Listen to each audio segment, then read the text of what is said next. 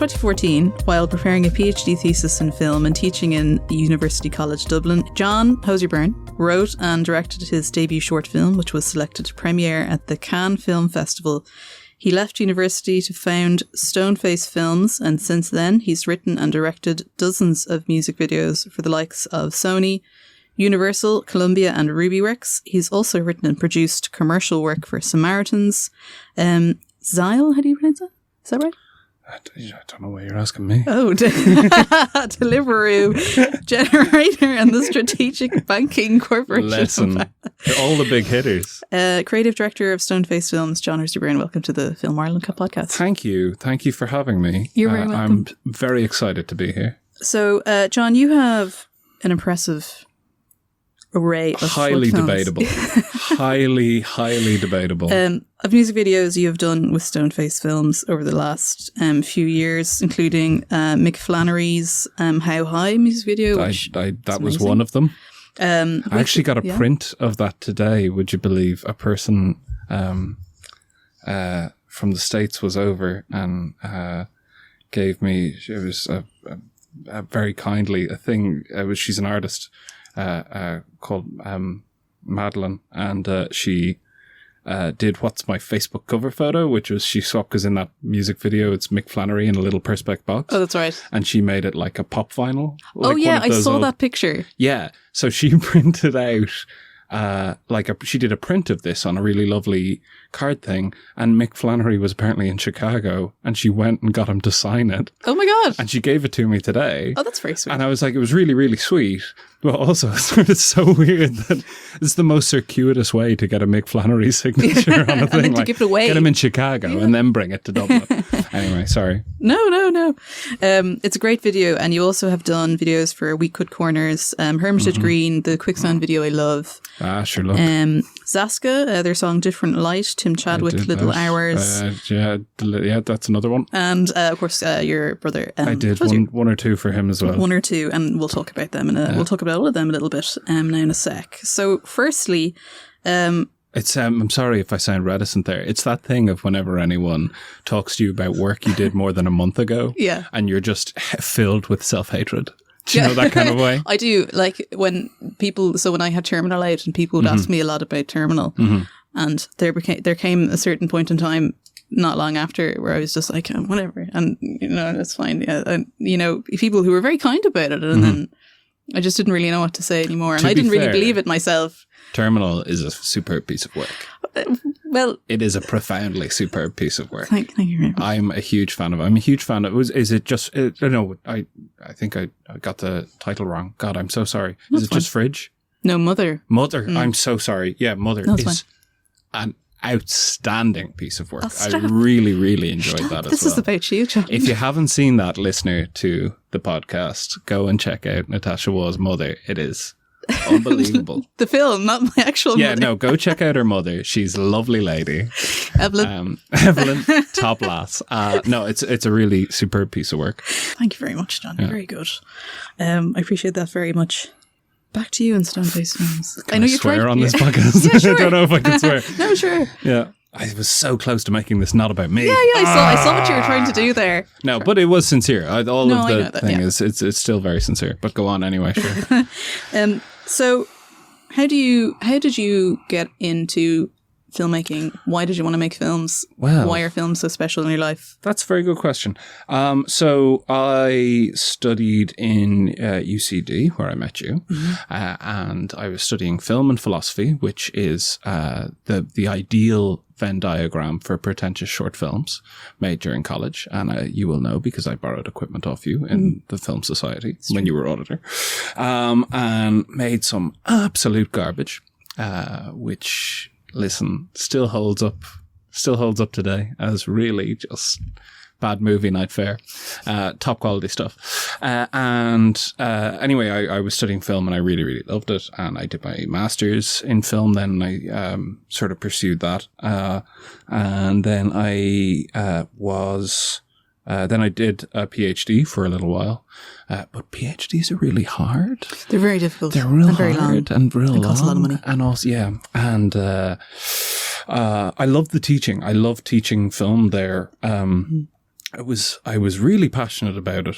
Some would argue to the direct detriment of my actual thesis, because I loved it to bits. And I loved specifically, like I taught in the European cinema module. Oh, very good. And I adored it. It was just the most incredible experience to share that kind of stuff. And then also like a lot of Iranian cinema we sort of taught and shared. Oh, amazing. It was my favorite thing to be able to do that, and also like Italian neorealism and French New Wave, and sort of go through it. And, this is probably where the philosophy part comes in, because you can really, I mean, that's a lovely, like, that's the gateway into existentialism. You know what I mean? So it's, and I use the word advisedly, but anyway, I was doing the PhD, and in 2014, I got a short film that I made for €100, and it through a dramatic clerical error, it made it into Cannes. And then I went to Cannes, and it was lovely. And then when I came back, I was like, I like doing this. So I started doing music videos and stuff like that. And I have been continuing doing music videos and the occasional commercial thing pretty much ever since. And for the last, 4 or 5 years. And I am trying to get a feature funded at the moment, and that's sort of where we and doing lovely podcasts. That's really most of my time. Well, I want to. It's pretty, not that you've done so much in not a very short, or not a very long amount of time. Very generous of you to say. But Cannes is really cool, because I went to the Cannes Short Film Corner a few years ago as well. I think the year after you went, or something. Yeah, I think that was right. And the Cannes Short Film Corner is a lot of fun. It's so much fun. And you get to meet loads of people and do lots of things. And there's a happy hour in the short film corner every day when they give you out free beer and all that kind of stuff. So what was that? What was your experience like? Did you make contacts? Did you have just a great time? I met fantastic contacts in film industries hugely removed from my own. I made the best Romanian contacts you'll ever come across, and that's it's also true. Like, you do meet people from all walks of life from all over the world, and it's marvelous. I think it was also just at the time an amazingly eye-opening experience on the mechanics of, of the industry, I suppose, because I was coming in from, if you were studying, depending on where you studied film in college, if you were an IADT person, you would have a very, very different experience of film and the practical, methodologies than you would if you've come through like a Trinity or a UCD, where it's entirely theoretical. And, like I was there for how many, 3, 4, I was there for 6 years studying film, and at no point do they tell you which end to point the camera.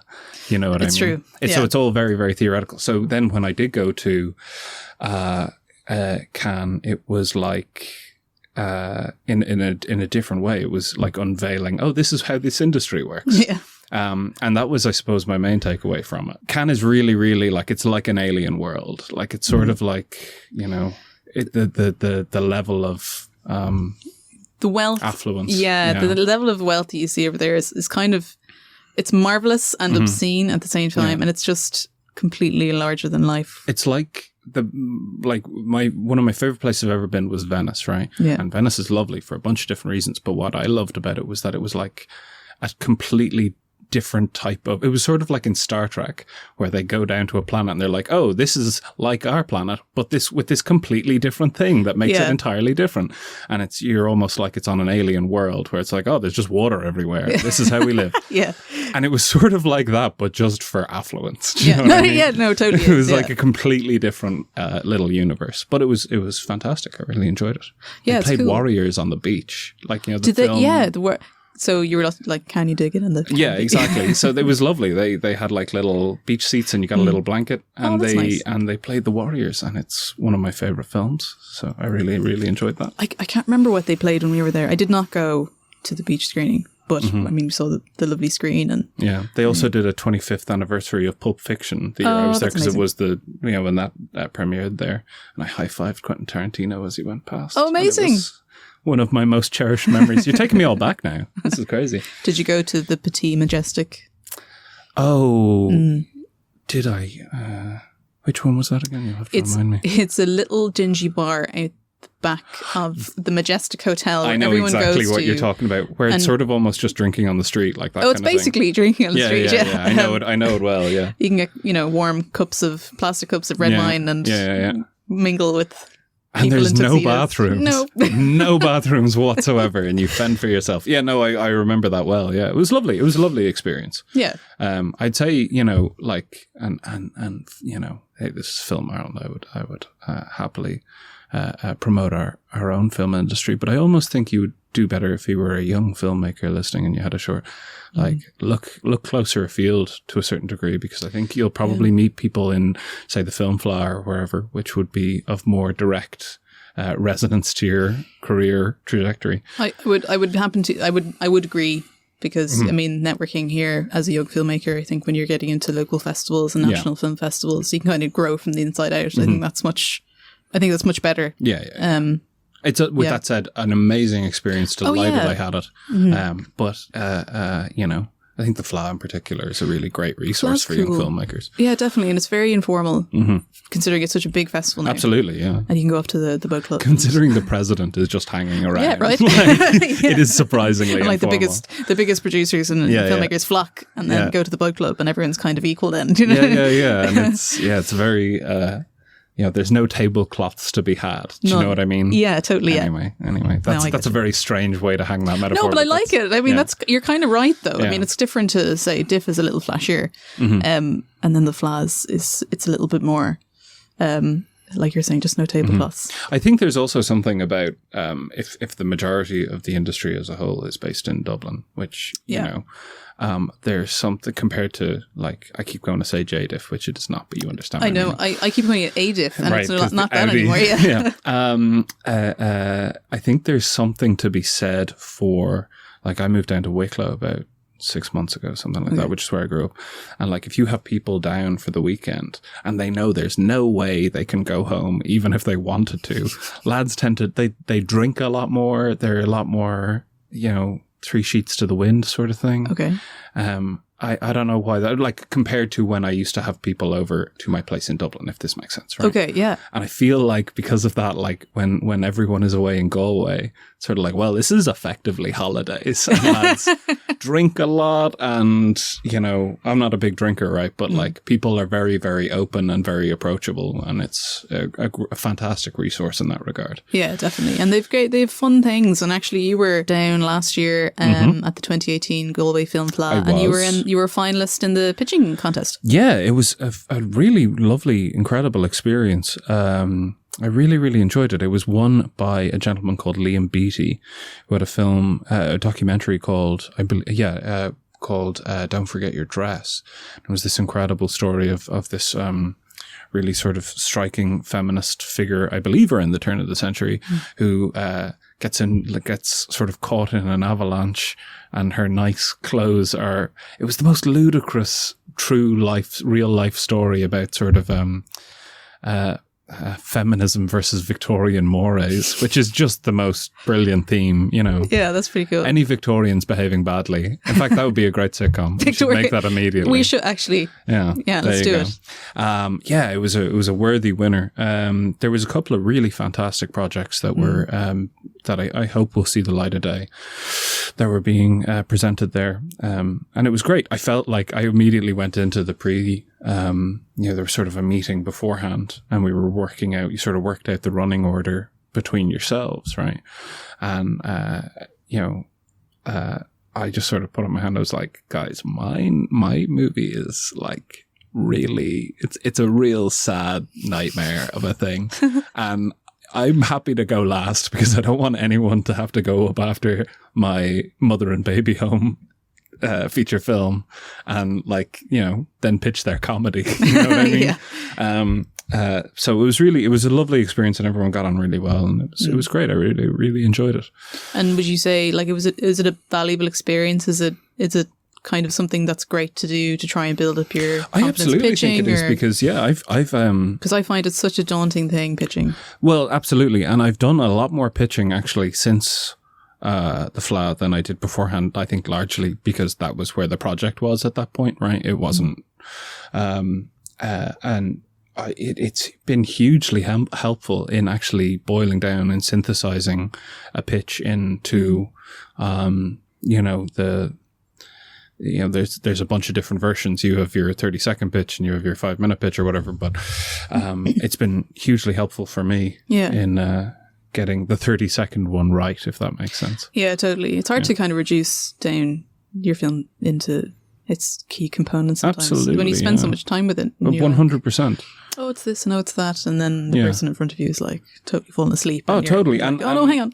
In my personal case, as I mentioned, this is a film, I keep saying mother and baby homes. Tell us about your, can you I'll happily talk about it, but Terry, who the film is about, is an incredible, unbelievable woman in a whole host of different ways, but she gets furious whenever I use the word home because she insists it is to be called institution. Sure.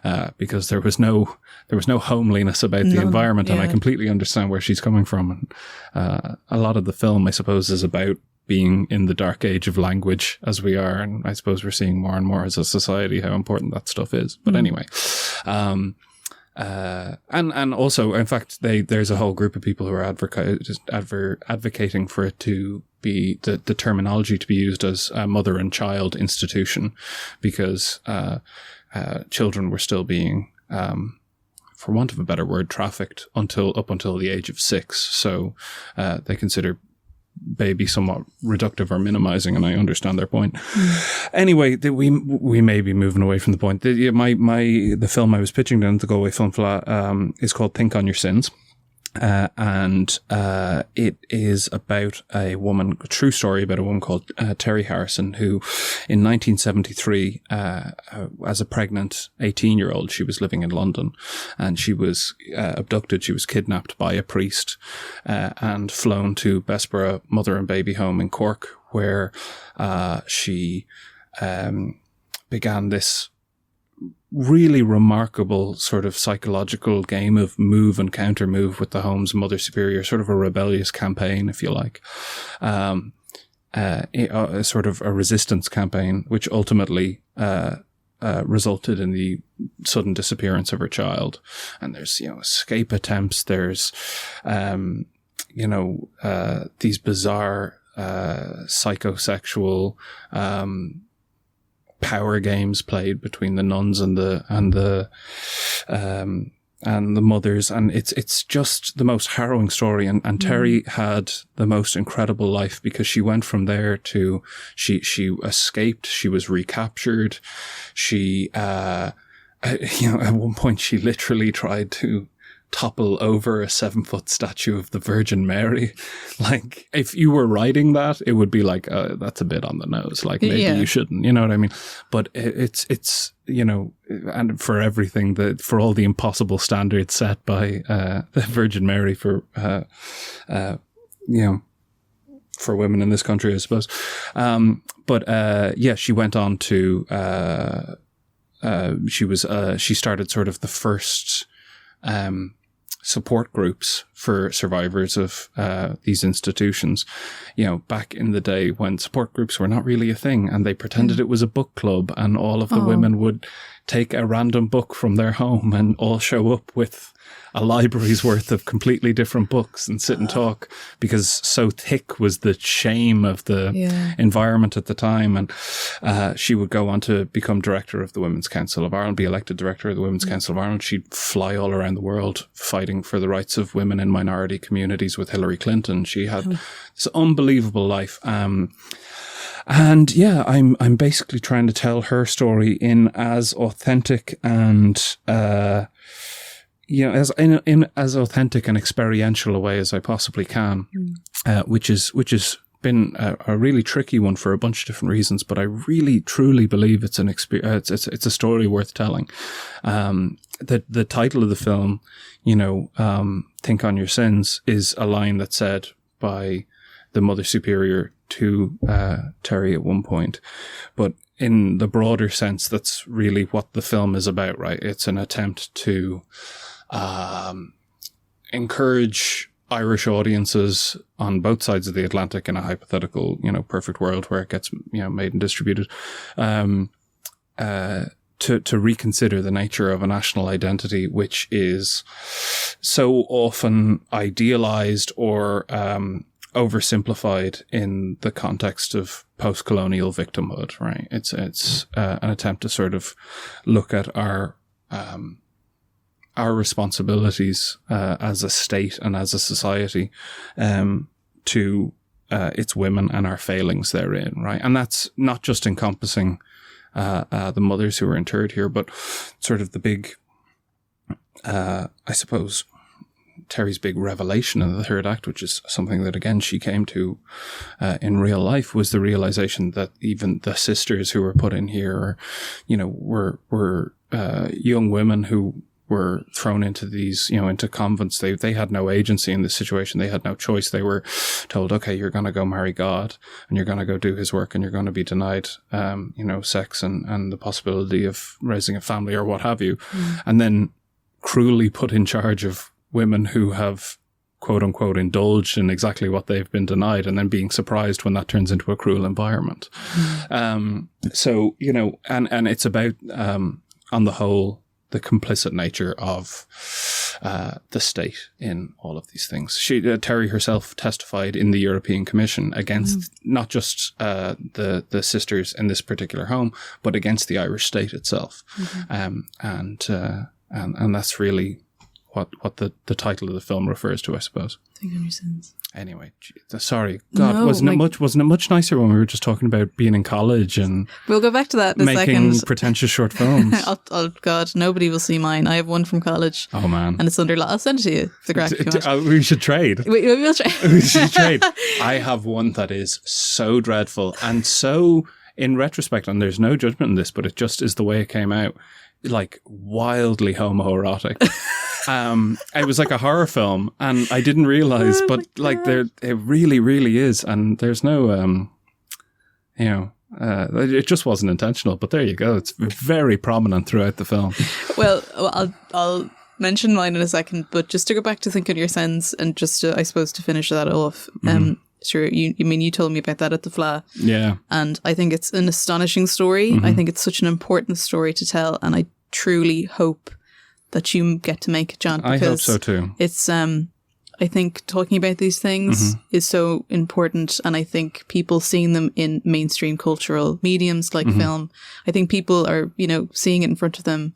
I think film is a great idea. It's what I'm trying to say, I suppose, is that film, I think, is a very important tool for social change. Absolutely. And it should be utilized as such. And I really, really hope that you get to make that. I mean, you're absolutely right in a way that so few things are. Like, so few forms of art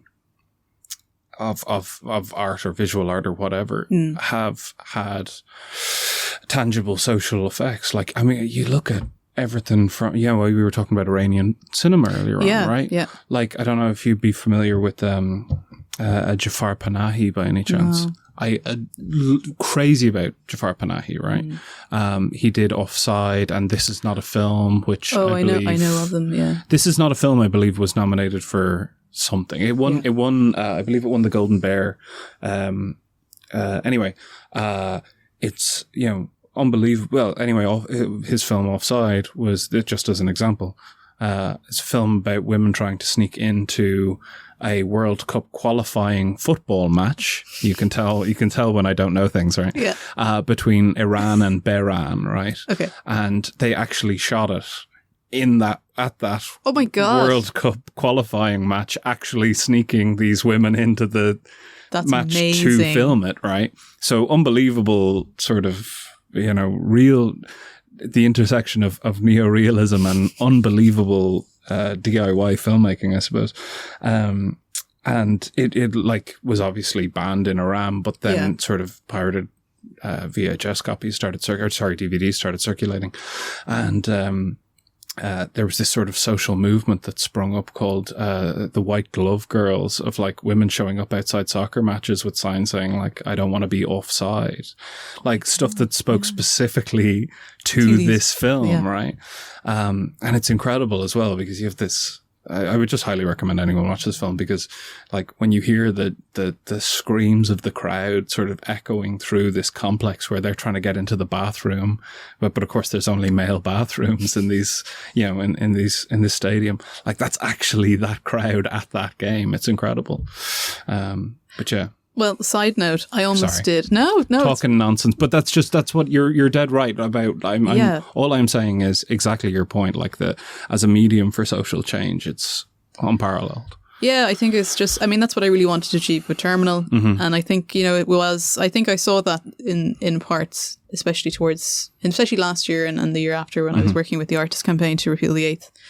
And that was like, I was very, very happy for it to work in that way. But anyway, that's another conversation. But you're quite right. And I think it's so easy. And this is something that we actually tried to do with the Nina Cried Power video, yeah, we should right? talk about that, yeah. We had Anna Cosgrave, who is the founder of repeal.ie, or the sort of the black repeal jumpers that became ubiquitous, effectively, throughout that whole campaign. That was Anna, right?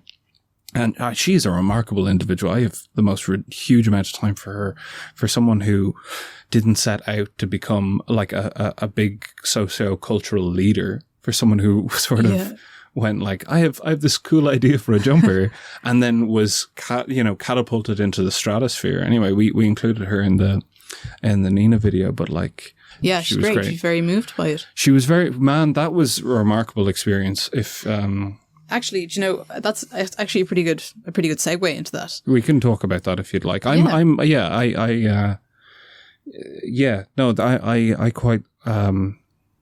quite proud of that video. Yeah. I had to put it in for a thing there, and I watched it for the first time since it came out like a week ago. And I take absolutely no credit for it. It's a direct, like the emotional resonance I feel at it is based entirely on the reactions of these individuals and the lives they've led, right? So this was a video I did for the musician Hozier, who's my brother. He had this song called Nina Cried Power, which was this, unbelievable song about protest and the legacy of dissent, and specifically about protest songs, right? So it goes through a list of different, different musicians who have lent their voices to that legacy of dissent, right? And the idea behind the video, and I shot it with an incredibly talented director called Patrick Ryan, who runs Lagoon Films, with Tommy Fitzgerald, who is my DP on almost everything that I shoot. The three of us sort of produced it, and the idea was that we'd bring in activists, specifically Irish activists, from a host of different causes, and project images from the legacy of their work across their faces and onto the background behind them, and have them put on the headphones and listen to the song for the first time. And the idea, really, the hook of the thing was, we wanted to capture the moment when these activists realized that the song itself was an attempt to embody the spirit of their life's work, right? And we could obviously take no credit for the song, but we just wanted to put those two things together and see if we can capture that moment, right? And the images that we projected onto them sort of formed the connective tissue between the song and its themes and the subjects in their work, right? So that was sort of what we were trying to do. And we got the most unbelievable people to come in and be part of the video. I mean, we got 20 people, 20 activists, as well as Mavis Staples, who features on the track, right? And she herself had this unbelievable role in the civil rights movement of the 1960s, right? She was telling us these stories backstage, and I mean, just talking about Martin, like, oh my God, in the most casual way. It was genuinely an incredible, moving experience to just even be in her presence. Like, she was, and also just the coolest individual you've ever talked to in your entire life. Anyway, so yeah, we had, say, Christina Noble, who the Christina Noble Foundation, who has, I mean, simplest way to put it is saved the lives of hundreds upon hundreds of orphans in Vietnam and all around Asia. We have Bernadette McCalskey, who fought for voting rights in the North with Eamon McCann, who was also in the video. And Eamon McCann, unbelievable activist, like anti-war activist in his own right. You know, Bernadette McCalskey, just the most, if you're not familiar with her story, she was sort of an incredible activist and social mobilizer during the Battle of the Bogside in the North in Derry, and would go on to become a sitting MP. She famously, when, I can't remember the name of the MP, but she was refused. She gave this unbelievable maiden speech. She was refused the right to speak on Bloody Sunday in Parliament, despite the fact that there's a law effectively that any MP who was witness to something which is being discussed in Parliament has the right to talk about it or address the House. And she was repeatedly refused that right. And instead, another MP whose name escapes me, a Conservative, said that the British troops fired in self-defense, and she walked across the Parliament floor and slapped him across the face. Oh my God, fair play. She also was, I mean, I don't want to go too much into it because it's like I'm, you know, but I mean, she was shot 14 times. She's the most truly inspirational person. And speaking to her was the most moving thing. And same with Christina Noble. I found that in particular, we had Joe you know, the giant mural of the two men holding each other that was coming up to the marriage equality referendum. Yeah. And he's done a bunch of other things, but that was maybe the one that was, I think that was described in the Irish Times of one of the most 10 influential art pieces of the last century or something like that, right? Yeah, most definitely. Yeah, it was, you know, so Joe Castellan was the artist who did that. We had Saoirse Long, who talked really openly and frankly about her experiences in coming up to the referendum, and was a huge turning point, I think, in the public debate. We had Panti Bliss, we had Anna Cosgrave, who we've talked about, Simone George, who's one of the most inspirational women you've ever come across in your entire life. Colm O'Gorman, who's the head of Amnesty, and I'd only met him the week before when he was doing the Stand for Truth rally. When I was there at that with in conjunction with the Pope's visit or what have you. Ellie Kisombe, who we had a couple of different people who worked with different aspects of direct provision, and Ellie in particular, I think, she founded this thing called Open Table, where previously people who were under direct provision couldn't cook. They're not allowed to cook for themselves. That's right, yeah. So a lot of them don't have access to, you know, their food they were used to or whatever. Sure. And Ellie sort of started a charity which mobilized that. And we had Stephen Ree, who's just the most incredible actor and also an activist for the rights of people in direct provision. Unbelievable. Lucky Kambule was also truly, truly incredible, and one of the most harrowing stories of any human being I've ever talked to in my entire life. So we had all these people, and we projected different aspects of their work across their faces as they listened to the song for the first time. And some of it, like in particular, I think Christina Noble's reaction just, I mean, truly broke my heart. Like, it was, in particular, she was the most charismatic human being you've ever seen in your entire life. Like, she came in, was cracking jokes with everyone. Like, she was so funny,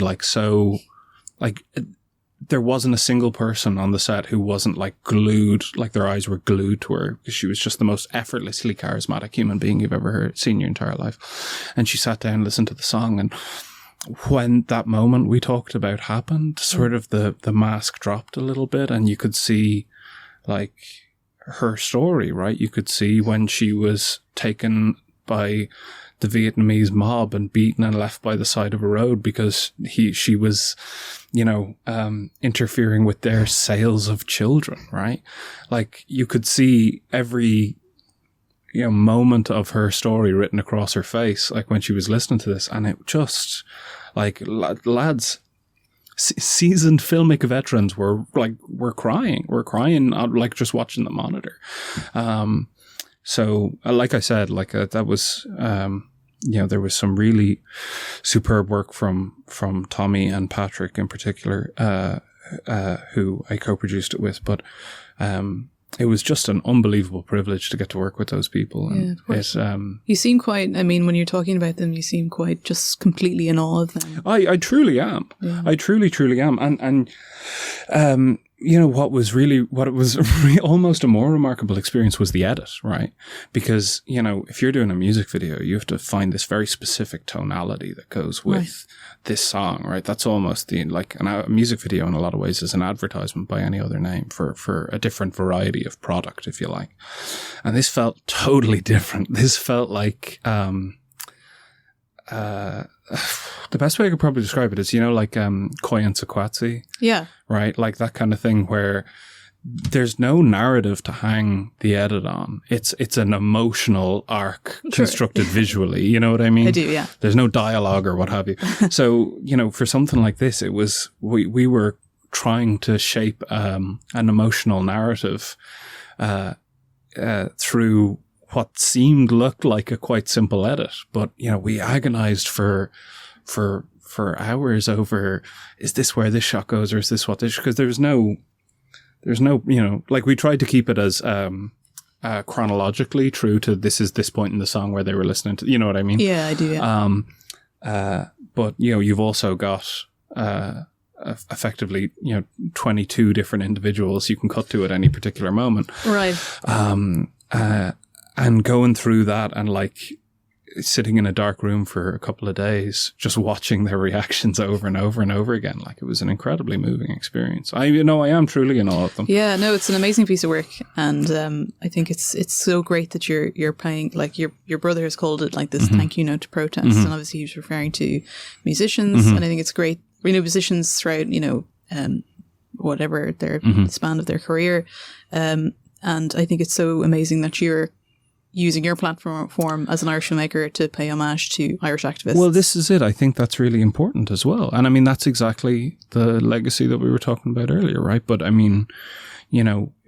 for any number of different causes, whether it's, Panty Bliss and Sam Blankensee, like laying the groundwork for generations of Irish LGBTQ plus people to come, in Sam Blankensee was the person who effectively wrote the legislation which enables transgender people to choose the gender on their birth certificate, right? Like, whether it's that, whether it's the Eighth Amendment or the repeal of the Eighth Amendment, whether it's direct provision, like these are people who are actively championing a different Ireland than we grew up in, right? And that's wholly incredible. It is. Yeah. Anyway, and sure, look, it's also just incredible to see, at the end of the day, we're trying to, be filmmakers and go and have our career. And these are people who've devoted their entire lives to something infinitely greater than themselves or their own egos. And that's if it was just that, let alone their remarkable accomplishments, that they would be worthy of celebrating. And it was just lovely to have that opportunity, Yeah. Do you know what was really cool as well, actually, was, now it's the song, not the video, right? But Barack Obama listed that as one of his favorite songs of the year. That's very cool. And I do not know for certain whether Barack Obama has seen my music video, but I choose to believe that he has. I think he probably has. He'd have to. He would have had to. It would have been mad for him not to. He would have YouTubed it first. He would have typed listen, in. We all know he's more of a YouTube music lad than a Spotify lad. Obviously. Like, he's famous for it. But that's incredible. Like, even in the context of the video that we're talking about here, right? It's wholly incredible that someone so fundamentally synonymous with societal change, right? Like change literally being, his 2008 slogan, right? That he is in any way associated in the most tangential manner with the project is mind-blowing to me, and incredibly humbling. And look, that's the other great thing about this, is that not only in attempt, I'm not saying it does this, right, but absolutely, like from the treatment when we set out, we wanted to do something that wasn't just a recognition of these individuals and their work, but also something which would encourage the viewer to consider their own role in the legacy of activism, if that makes sense. And that's, it's just, hey, I'm a big fan of El Barak. It was lovely for him to say nice things. It's pretty cool. It's really, really cool. It's really cool. Well, I'm so glad that it's been so successful, and I'm so glad that you've had that little. It's nice anyway. We'll see. Keep tipping away, like. Sure. We'll keep tipping away. So what is your... Can we talk about Mother now more? Actually, do you know what?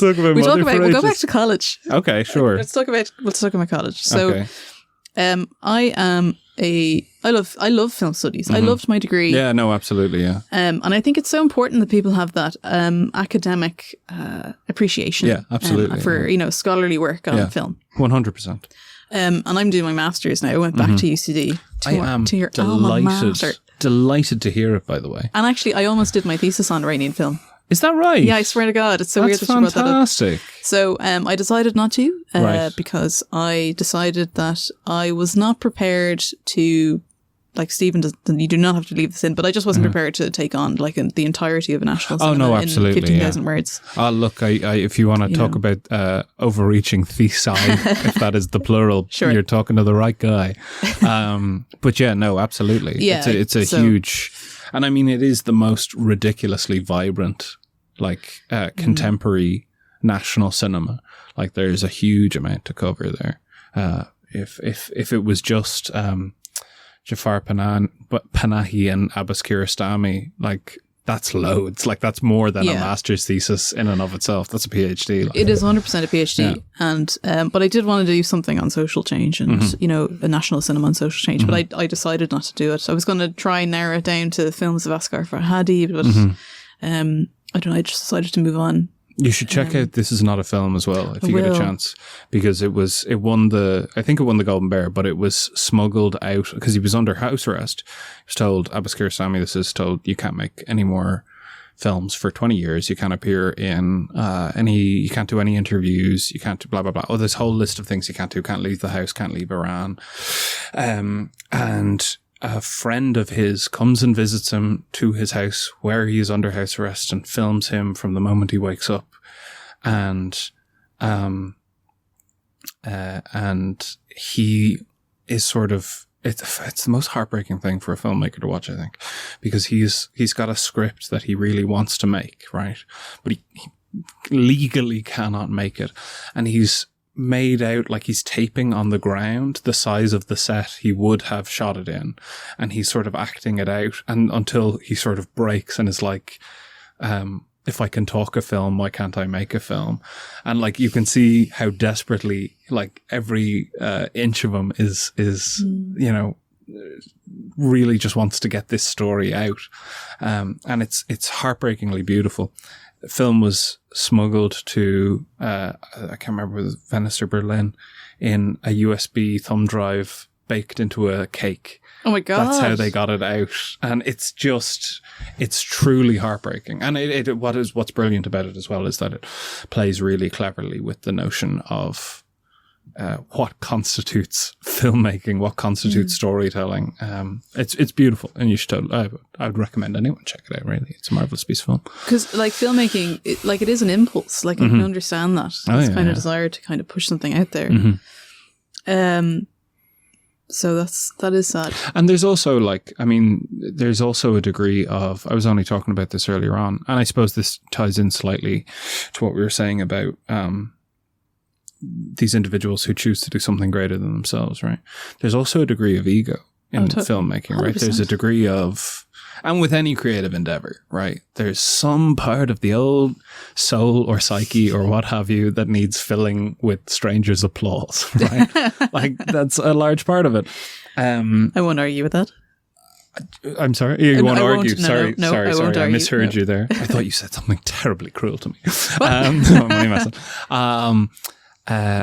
Yeah, and that's sort of, that's in this particular film played off really, really well as well. So yeah, it's fascinating. It's a fascinating thing.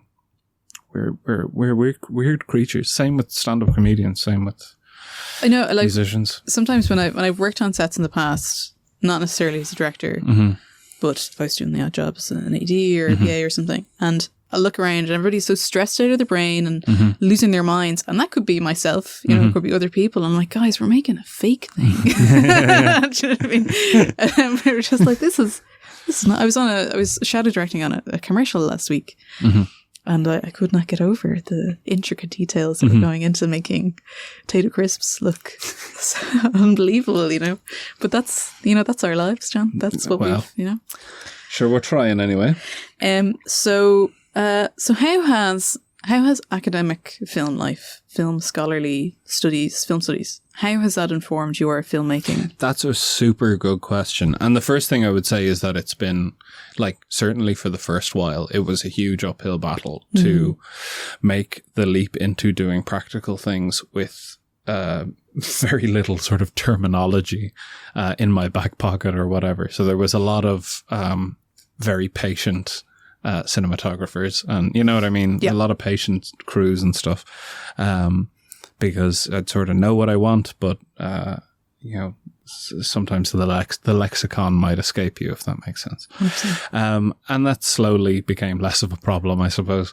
I will say, yeah, it is definitely that thing of like, if you have a good grounding in weird, nonsensy experimental film, you have a much wider array of things you can rip off. That's the best way I could probably put it. I say that's very glib, but the sort of expression of if you copy one person, it's plagiarism. If you copy two, it's research, right?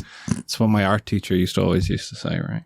But I do think I mean, I'm saying that in a very glib way, but I don't mean it like that. But there is like a degree of, if you have a wide academic net of all sorts of bizarre and esoteric things, you have a degree of inspiration to draw on. Sure. That, is very helpful. So, we're lashing around Koi and Sequatsi and stuff, you know what I mean? Like, and like Italian neorealism. And actually, I was going to ask you, what's your, are you a Truffaut man? Are you an Eisenstein man? Are you a Fellini man? I love Fellini and I love Eisenstein, but I'm a Godard baby. I'm a Godard baby all the way. And I also, my favorite director of all time has to be Michael Haneke. Oh yeah, I'm crazy about Michael Haneke. What's your favorite Haneke film? That's a really hard question, right? I have to say, I think Funny Games was the first film of his that I watched, right? Likewise, probably in UCD, right? Probably, yeah. I think so, yeah. I was immediately spellbound by it. Now, there's Amor, I do think, as well.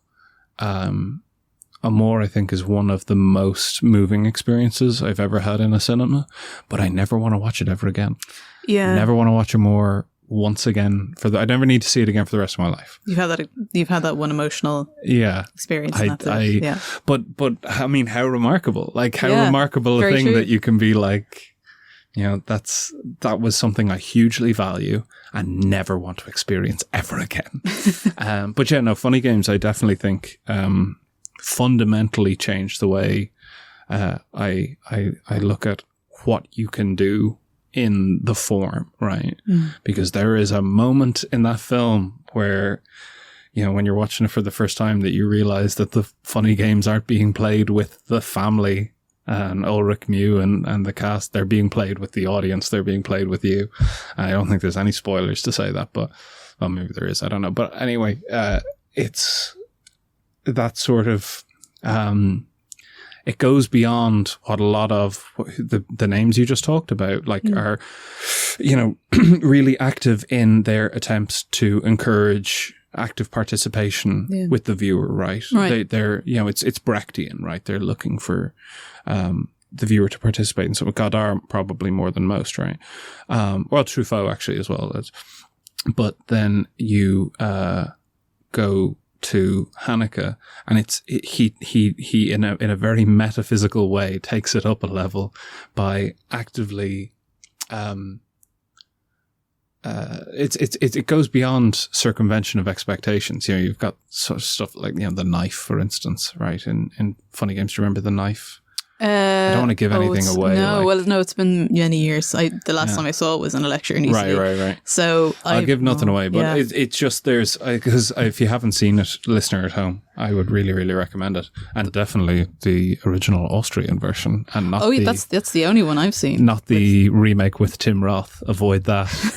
Do you know one thing about Funny Games? This is probably a spoiler, but it's just feeling so played when they rewound. Oh yeah, no, it's definitely a spoiler. I mean that's a massive spoiler, but anyway, it's like it was exactly the crux what I of was the avoiding. film, was it? Okay, but yeah, no, absolutely. Like there is a realization when you feel like betrayed because like the institutional mode of representation that you've been programmed to understand film in, that time moves in a singular fashion forward, that, you know, it's like if you watch I always showed my students, it was never on the curriculum or whatever, but I always showed them, Edwin Burroughs? I can't remember the surname. Edwin Porter, I think maybe. Oh, yeah. Edwin S. Porter? Edwin S. Porter, thank you. The Life of an American Fireman from 1913. Yeah. Saw that recently, actually. Really? In Harvey Bryant's class. Get away, really? Yeah. Oh, that's gas. Okay. So he must cover that in the Masters, does he? He runs a class in early and silent cinema. Right, okay. Yeah. But as you'll know from seeing it recently, I would just play it in its entirety to my first year class and be like, what's weird about that, guys? Because if you haven't seen it, it plays out the same events twice from two different camera angles for no other reason than they just sort of hadn't figured out at that point that maybe films should move continuously forward chronologically. And that's marvelous. That's beautiful. Like, that's you watching them discover the form as they go. Yeah, that was actually one of the nicest parts of that course, actually, was just kind of seeing this whole thing unfold in front of you. Mm-hmm. So academic film studies, you use exactly what you learned to try and apply to your films. Yeah. Right. So, I mean, that's exactly kind of how I view it, is that I have more stuff to. So how is that informed? So music videos then, I mean, do you take that knowledge that you've used and apply that to music videos? I certainly try to, right? I suppose, do you know what my question is?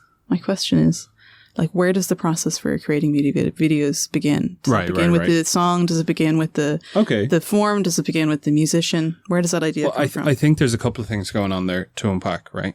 And the first thing is, obviously, it's with the song, and listen to the song, and listen to the song, and listen to the song. And I will listen to a song maybe 30 times, really, and just like keep writing notes on a notepad in front of me, and sort of see what comes, I guess. And it is about exactly as it was. I said this earlier on. It's actually a quote from Patrick Ryan, which is music videos are an attempt to, I'm paraphrasing here, but to capture the tonality of a song, in a visual medium, right? So there's definitely that. I will 100% say that the academic grounding that you're talking about 100% informs the stuff that I do. However, filmmaking is unique in that if I was a painter and I thought, okay, I've got this weird experimental idea for a painting, and you paint it, and it could be great or it could be terrible. And if it's terrible, you can decide to just never show it to anyone, right? Whereas if you're a filmmaker, you could have this weird experimental idea and someone needs to pay for it. And then you're contractually obliged to release it no matter what happens, right? Sure. So it's this really, like, you don't get that with any other art form, right? You don't get that with, if you were a singer-songwriter or you were a painter or you were a third occupation. You wouldn't have that sort of process or that implicit contract into your work, right? So what you try and bring, I suppose, from your academic stuff isn't always what you might finally get across the line, because, making music video stuff like that is always, to a degree, an act of compromise, right? I suppose, as is all filmmaking, right? It's more than anything. That's the other huge difference between those things and being a painter, is that it is fundamentally a collaborative process. Sure. More than anything, more than any other art form I can think of. Maybe making video games. I don't know. But I wouldn't know about, but yeah, certainly. I mean, it's like when I can't no think of a more collaborative. Do you know what I mean? Exactly. The God bless the old auteur theory, and its mythical status. I just I had a class on that last semester where we just ripped it apart. Yes. Well, yeah, I mean, and as you should, quite right. And as well, like, that's something that I always really try to engender on my sets, such that they are, is that, everyone is really contributing, like, in a profound way. And I think it's really, really important to be able to recognize the limitations of your own talent, and then surround yourself with people more talented than you in other spheres. You know what I mean? Yeah. And like, Tommy's a perfect example of that. Like, he's, incredibly talented at what he does, and brings so many ideas and, all these various things to it that I would not be able to bring. And it's a joy to be like, yeah, man, go for it. Like, what do you got? Let's, So I really relish the collaborative process in that context, right? We may have moved somewhat away from your question, but I love that feeling, man. I love that feeling of being on a set and everyone sort of feels like they're contributing, and it is a feeling of someone. Who was it? I can't remember who it was, but someone once described a shoot that we did for Weeko Corners as being like a bunch of strangers who came together to push a whale back into the ocean. Right. That sort of thing of like when a whale has beached itself, and just a bunch of randomers are all sort of helping to just try and push this thing in. And I love that. I think that's the most incredible, joyous experience. The camaraderie on a film set when it's good is it's unmatchable. Exactly. Yeah. Exactly. It's like back in the UCD days, I was the editor of the college newspaper. That's right. And that's the only thing I can kind of compare it to, was like everyone really, really under the cosh trying to get to a deadline. You know what I mean? It's sort of a similar vibe. I love that to death. But anyway, my point is, I suppose, no great plan, no matter how lovingly informed by an academic background it might be, survives contact with reality. You know what I mean? But you do your very best and hope it comes through in the end. Is there any of your music videos you want to talk about before we go? No, I'm sure I've talked loads, man. Are you sure? I'm sure we've talked plenty. I love that Mick Flannery video. The Mick Flannery video was great. I really, really enjoyed that, and I really like it what I like about that is, in a similar way to trying to capture the moment that those activists realize that the song is effectively about, or an attempt to encapsulate their life's work. Sure.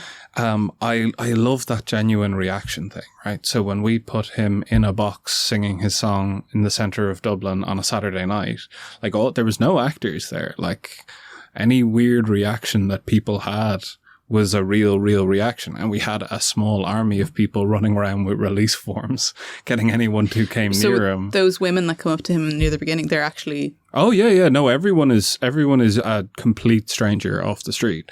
And he doesn't react to them at all. He's just totally lost. No, he was amazing, man. He was so great to work with. And like, he's a fundamentally shy person, I think, Mick Flannery. I think a lot of...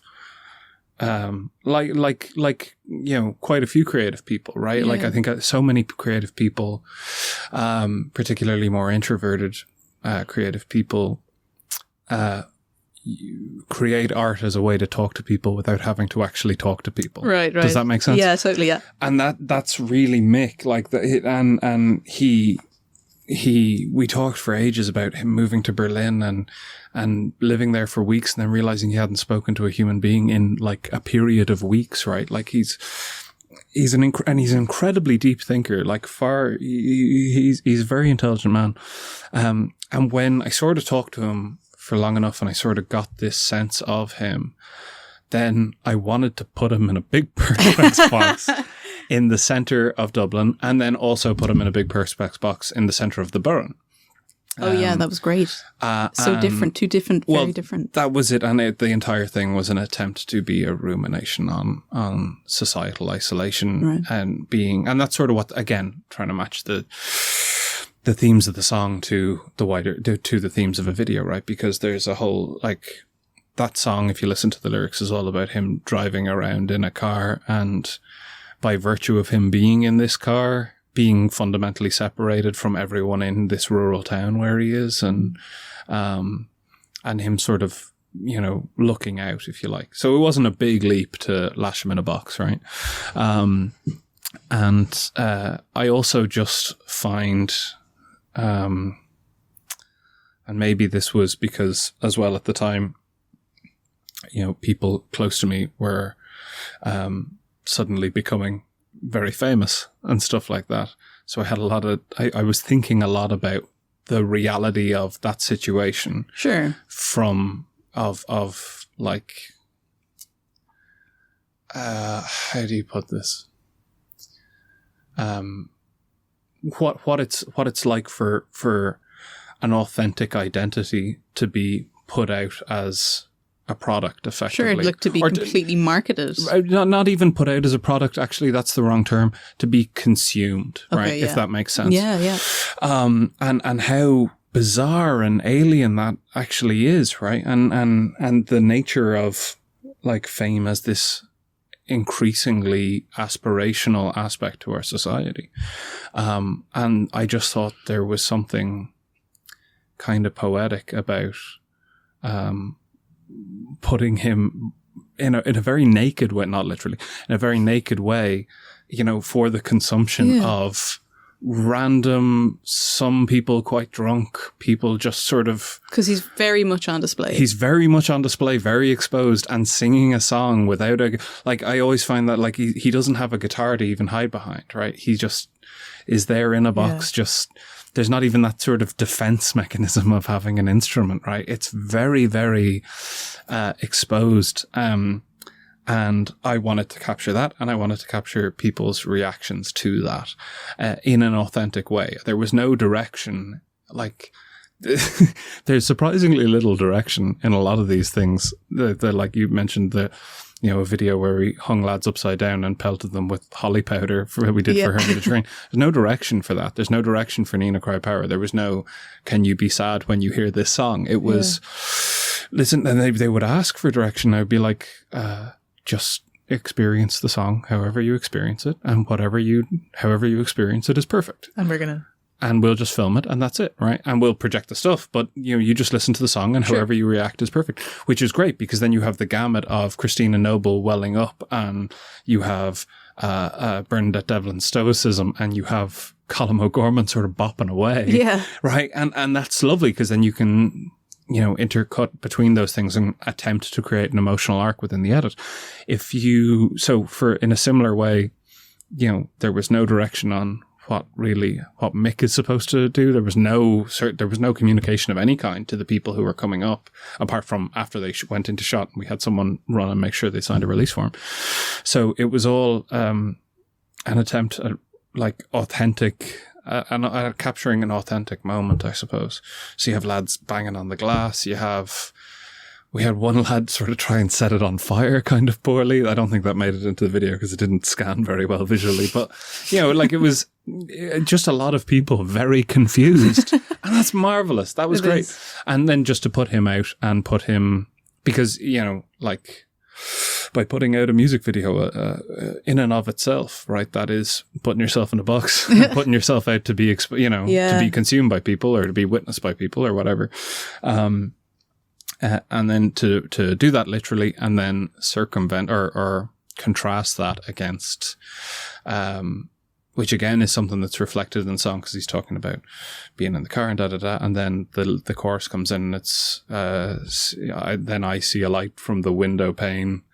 So I can't remember what the lyrics are, but something about a sense of the great nightmarish indifference of the universe, right? Like seeing stars and being like, my problems are wholly insignificant and the universe does not care if I live or die, right? And that was sort of the narrative trajectory of the lyrics. So then by putting him in the Burren, which was this, I mean, the most beautiful barren wasteland like you could possibly. I think it's the most fascinating location in the world. I really do. I think it's stunningly beautiful. It's it's unique in all of its flora and fauna to anywhere in the world, right? Absolutely, yeah. And I mean so we lit it because we did it in the middle of the night. How no one broke an ankle, I will never know, because it was pitch black. And we had a couple of lanterns sort of around them, and you could see the stars above them. And in one of the shots we have a time lapse, if you like, where the stars are moving above his head, and you can see, effectively, you're not watching the stars move; you're watching the Earth rotate, right? Yeah. And it was just an attempt to capture that same sort of horrifying indifference of the universe that Mick himself pointed to in the lyrics.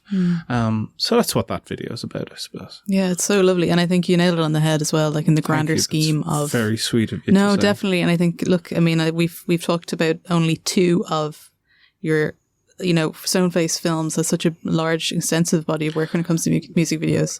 Well, that's very sweet of you. Not as many as I'd like now, if I'm being totally honest. More to come, I hope. Oh, well, sure. Yeah, look, I just need to... Yeah, we'll see anyway. We'll see.